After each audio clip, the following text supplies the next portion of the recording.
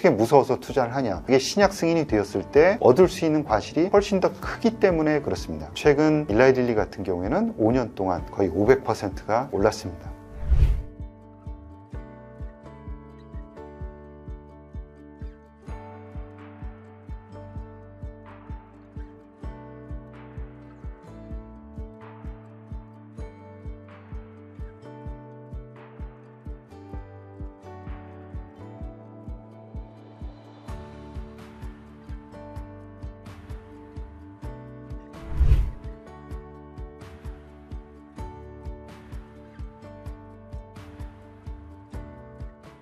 자, 이번 시간에는 미국 바이오에 투자해야 할까? 비중은 어느 정도 해야 하나? 이런 두 가지 주제를 가지고 여러분들께 말씀을 드리겠습니다. 국내 증시의 매력도가 떨어진다. 성장하는 산업이 없다. 그리고 소액 주주들을 별로 그렇게 우대하지 않는 것 같다. 따라서 나는 국내 시장보다는 미국 시장으로 갈래. 이런 이야기를 이제 하시는 분들이 많죠. 대부분 이제 맞는 말씀이다 이렇게 생각을 하고요. 많이 옮기신 분들도 있고 또 가고 계십니다. 어떻게 보면 국내 시장이 안 좋아서 간다기보다는 큰 흐름에서 미국 주도의 그런 경제 성장이라든가 이런 속도를 자연스럽게 쫓아가고 있는 거 아닌가 그런 생각을 해봅니다. 우리나라 기업들의 성장 속도가 다소 느린 거는 사실이긴 하지만 그렇다고 해서 성장이 없느냐 그런 건 아니죠. 주식이라는 건 항상 가격과 밸류에이션입니다. 밸류에이션 대비해서 또 가격이 싸다 그러면 조금 더 매력적일 수 있는 거죠. 어찌됐건 최근에 미국 시장에 대한 관심이 대단히 높습니다. 바이오도 마찬가지입니다. 그런데 바이오는 특징이 있습니다. 관심은 많은데 별로 투자는 안 하세요. 국내 투자자들이 미국의 기업 중에서 제대로 규모 있게 투자하는 기업은 일라이 릴리 단 한 종목입니다.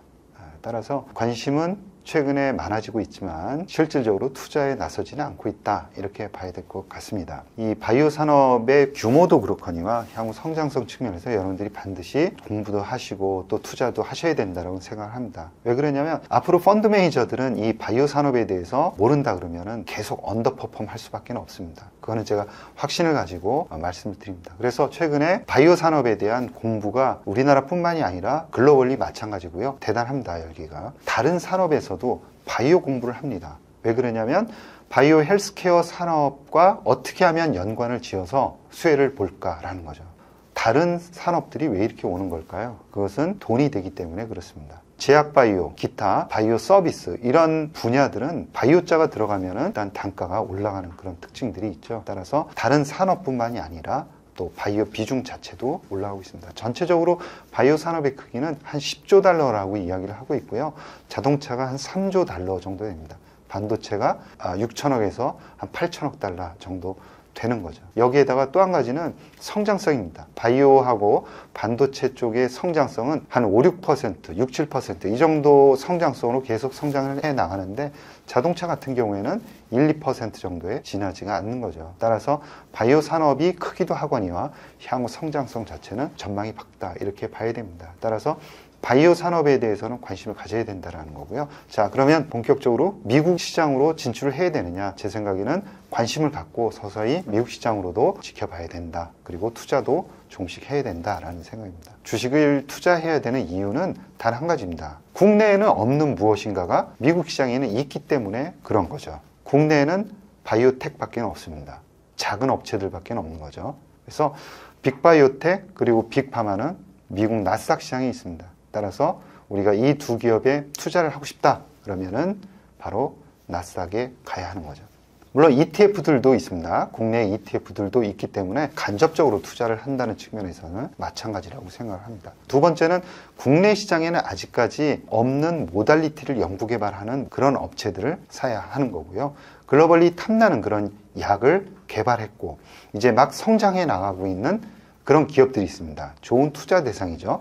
특히나 M&A 대상이 될 수 있는 기업들, 그런 기업들은 우리가 선점을 해야 합니다. 자, 그러면 비중을 어느 정도로 투자를 해야 될까요? 제 생각에는 중장기적으로는 국내 시장과 미국 시장을 50대 50 정도를 가져가야 된다라고 생각합니다. 그런데 처음부터 미국 시장에 50% 하세요 이렇게 하면은 부담을 많이 가지실 것 같습니다. 그래서 조금 더 친근한 국내 시장에 70%를 투자를 하고 30% 정도는 조금 전에 말씀드린 그런 기업들로 투자를 해 나간다 그러면 훨씬 더 좋지 않을까 그렇게 생각을 합니다. 중장기적으로 비만 치료제에서 지속적으로 성장할 가능성이 높은 일라이 릴리라든가 낭성 성미증 치료제에서 글로벌 원탑 버텍스라는 회사, 그 다음에 자가면역 쪽에서는 아제넥스, 이런 기업들의 관심을 갖고 조금씩 투자를 하면서 실력을 쌓아보는 게 좋지 않을까, 이런 생각이고요. 공부를 하실 때는 가장 중요한 거는 홈페이지를 많이 활용하시는 겁니다. 뉴스 플로우를 검색을 하게 되면 그 기업의 경쟁력이라든가 이런 부분도 여러분들이 체크를 하실 수가 있습니다. 그래서 미국 주식에 대한 관심은 서서히 갖되 국내 기업, 주요한 기업에 대해서는 꾸준하게 관심을 갖자. 빅파마들의 매출 순위로 랭킹을 세워놓은 걸 보면은 1위가 화이자, 2위가 존슨앤존슨, 3위가 에브비, 4위가 머크, 그리고 5위가 로슈더라고요. 빅파마들을 고를 때 어떤 점을 좀 보면서 투자 대상을 골라야 할지가 궁금합니다. 빅파마들을 평가한다는 것은 대단히 어렵습니다. 그 쉬운 사례를 들어드리면 몇 년 전 코로나일 때 화이자의 주가가 굉장히 좋았죠. 돈을 100조 원 이상 벌었죠. 엄청나게 벌었습니다. 그 벌어들인 돈으로 시젠이라는 회사를 샀죠. 빅파마가 연구개발하고 있는 그런 파이프라인들의 전체적인 개수는 한 100개 정도 됩니다. 임상 3상만 30개 정도가 되는데요. 그 파이프라인들을 우리가 전부 다 평가하기는 대단히 어렵죠. 그렇지만 차세대 모달리티를 충실히 연구개발하고 있는 기업들에 대해서는 우리가 관심을 가져야 되고요. 특히나 메가 블록버스터를 개발한 업체들에게 관심을 집중해야 됩니다. 메가 블록버스터라는 것은 최소한 50억 달러 이상, 국내 원화로 환산하면 단일 품목이 6조 원 이상 되는 그런 품목을 개발했을 때, 그리고 그 치료제가 꾸준하게 성장할 때 주가도 좋습니다. 최근 일라이릴리 같은 경우에는 5년 동안 거의 500%가 올랐습니다. 단 한 가지죠. 그래서 일라이릴리 노모노디스크는 비만 치료제 한 개로 시가총액이 크게 성장을 했죠. 그래서 당뇨병 치료제로 새롭게 비만 치료제로 만들면서 주가가 급등을 했습니다. 당뇨병 치료제는 기존에 가지고 있었죠. PR이 60배대입니다. 그러니까 일반 빅테크보다도 훨씬 더 높죠. 엔비디아보다 높지 않습니까? 메가 블록버스터를 가지고 있느냐를 이 빅파마의 투자 기준으로 보시면 좋을 것 같습니다. 그래서 향후에 메가 블록버스터를 개발할 잠재력을 가지고 있는 물질을 지금 확보를 하고 있느냐, 그러면 반드시 그 기업에 투자를 해야겠죠. 그래서 빅파마, 메가 블록버스터, 이렇게 보시면 될 것 같습니다. 성장성이 굉장히 높은 바이오텍에 대해서도 여쭤보고 싶은데요. 최근에 좀 저희가 주목할 만한 기전이나 모달리티가 있는 기업들이 있을까요? 모든 기전에서 우리가 이제 많이 언급을 한 ADC라든가 또 이중항체, 그다음에 RPT, TPD 이런 쪽에서 경쟁력을 갖춘 기업들이 다 있습니다. 그런데 특징들이 뭐냐면 초기 단계죠. 그러니까 임상 1상이라든가 많이 가봤자 임상 2상 단계를 진행을 하고 있습니다. 우리가 포인트를 두는 거는 이런 업체들은 아직까지 신약을 개발한 적이 없죠. 근데 어떻게 무서워서 투자를 하냐? 확률이 그렇게 높지 않습니다. 실패할 확률이 더 높은 거죠. 그럼에도 불구하고 우리가 투자를 하는 것은 확률을 이길 수 있는, 만약에 신약 승인이 되었을 때 얻을 수 있는 과실이 훨씬 더 크기 때문에 그렇습니다. 그래서 우리가 작은 바이오텍을 관심을 가질 때는 신약이 없다 하더라도 그들이 가지고 있는 주요한 파이프라인의 임상 경쟁력이 중요해요. 그러니까 임상 경쟁력이 도대체 뭐냐? 두 가지입니다. 하나는 남들이 도저히 어려워서 치료제를 개발하지 못한 분야입니다. 언맷 니즈가 상당히 큰 분야를 타겟팅하고 있느냐. 두 번째는 그 분야에서 아주 탁월한 초기 데이터라도 보이고 있는 물질이냐. 그러면 우리는 과감하게 한번 베팅을 해볼 수 있는 거죠. 그러나 이런 기업들의 우리가 가지고 있는 자산에 몰빵을 한다? 이거는 있을 수가 없는 일입니다. 그래서 우리가 투자할 수 있는 일정 부분만 투자를 하는 거죠. 그래서 포트폴리오를 만들고 그 안에서는 아주 작은 포션으로다가 그런 기업들에 투자를 한다 그러면은 전체적으로는 그 안에서 반드시 좋은 업체들이 나옵니다. 그러면서 다른 업체들이 주가가 부진한 것을 만회하고도 훨씬 더 좋은 성과를 올릴 수 있다는 거죠. 바이오텍을 투자할 때는 위험이 있다는 것을 인지를 하고 포트폴리오와 투자 비중으로 조절을 해 나간다라는 거고요. 임상에서는 반드시 두 가지. 하나는 언맷 니즈가 크냐. 두 번째는 퍼스트 인 클래스나 베스트 인 클래스의 그런 임상 데이터를 과거에 요 전 단계에서 보여주었느냐라는 거죠. 주의할 점들만 잘 하신다 그러면 바이오텍은 빅파마에서는 볼 수 없는 역동적인 측면들이 있다. 라는 점입니다. 개별 기업에 투자하는 게 어렵다고 생각하시는 분들이 많으실 것 같아요. 그런 분들의 경우 ETF로 투자가 가능할지 여쭤보고 싶습니다.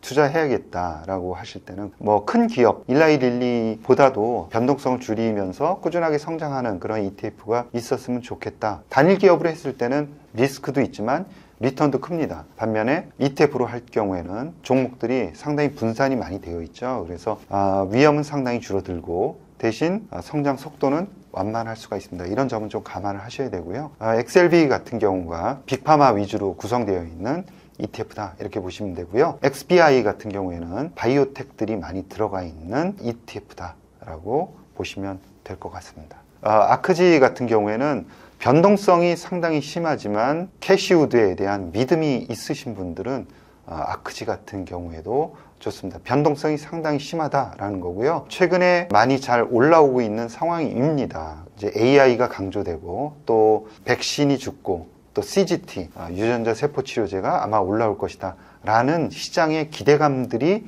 없지가 않습니다. 만약에 그런 방향으로 시장이 흘러간다 그러면 아크지 같은 경우에도 좋은 투자 대상이 될 것 같다.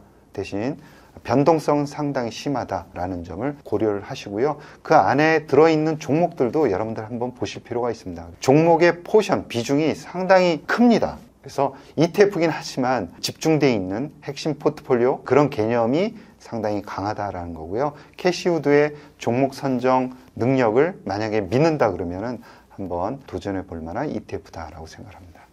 마지막으로는 바이오는 돈이다. 돈을 가지고 있지 않은 기업은 투자할 필요 없다라고 생각합니다. 바이오 투자는 반드시 포트폴리오를 만들어야 됩니다. 글로벌 경쟁력을 갖춘 임상 데이터를 발표한 기업이냐. 신뢰성을 많이 주면 줄수록 종목 비중을 더욱더 올려갈 수 있습니다. 2030년도에 크게 성장하는 기업들 중심으로 해서 너무 높게 올라갈 때는 일부 팔고 또 너무 떨어져서 이거 회사가 무슨 일이 있는 거 아닌가? 라고 생각될 때 오히려 과감하게 조금 더 사는 바이오의 변동성을 잘 이용하는 그런 담대함까지도 갖추신다 그러면 반드시 좋은 성과 있지 않을까 그렇게 생각합니다. 자, 이번 시간에는 미국 바이오에 투자를 할까? 투자를 한다 그러면 몇 % 정도 투자를 할까?